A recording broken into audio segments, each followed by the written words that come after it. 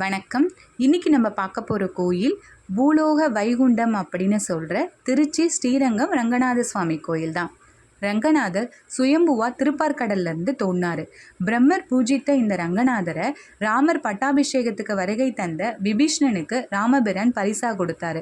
விபீஷ்ணனும் இலங்கை போகிற வழியில் சிறுவனான இருக்கிற மலைக்கோட்டை விநாயகர் கிட்ட கொடுத்துட்டு குளிக்க போகிறாரு.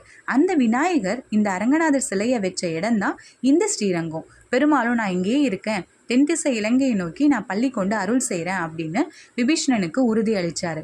இங்கே பொன்னால செய்யப்பட்ட ஸ்ரீரங்க விமானம் ஓம்ங்கிற பிரணவ வடிவத்தில் சுயம்புவா எழுந்தருளி இருக்கு.